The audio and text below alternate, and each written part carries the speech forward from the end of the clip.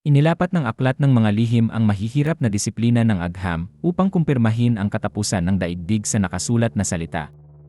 Ang sanhi ng katapusan ng daigdig ay ang pinakamalaking planetang kometa na pumasok sa ating solar system noong 2031 plus o minus 1.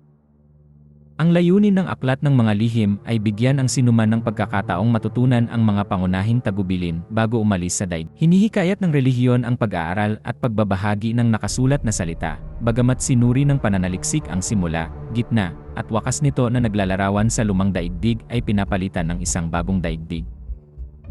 Ang pisikang kasangkot ay nangailangan ng mahihirap na disiplina ng agham upang matukoy at makumpirma ang bagay na magiging sanhi ng kapahapahamak na pangyayaring matatagpuan sa nakasulat na salita. Dahil dito, dapat itong maging paunahing pag-aalala dahil marami ang may nararamdamang hindi tama at ang nakasulat na salita ay nagbibigay ng impormasyon kung kailan maaaring malaman ng sinuman kung kailan ito malapit ng mangyari.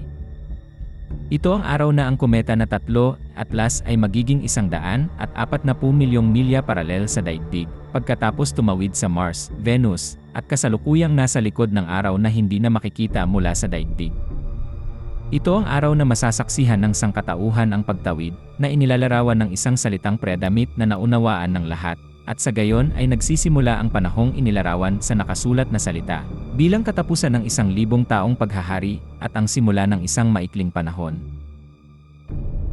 Ang pananaliksik sa aklat ng mga lihim ay batay sa nakasulat na salita na ginagamit ng maraming variant ng relihiyon at nagbibigay ng mapagkukunang magagamit ng sinuman upang ipakita na ito ay alam at isinulat mahigit 1,000 taon na ang nakalilipas.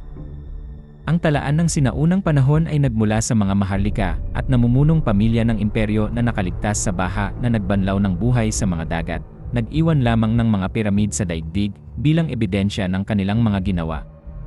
Ang nilalaman ay isinalin mula sa pasalitang kasaysayan ng mga pamilyang predamite na nakasaksi sa mga pangyayari bago, habang, at nakaligtas sa baha.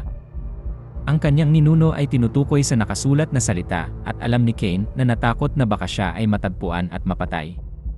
Taglay niya ang setro at ang tungkod ng pinuno gaya ng inilarawan sa nakasulat na salita at ang mga nalabi ay makakasama niya hanggang sa dumating ang Shiloh.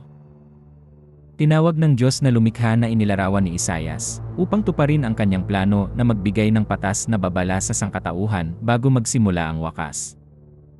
Siya ay inapon ng isang lahi ng mga berdugo, at ang kanyang layunin ay itapon ang lahat ng hinatulan sa lawa ng apoy.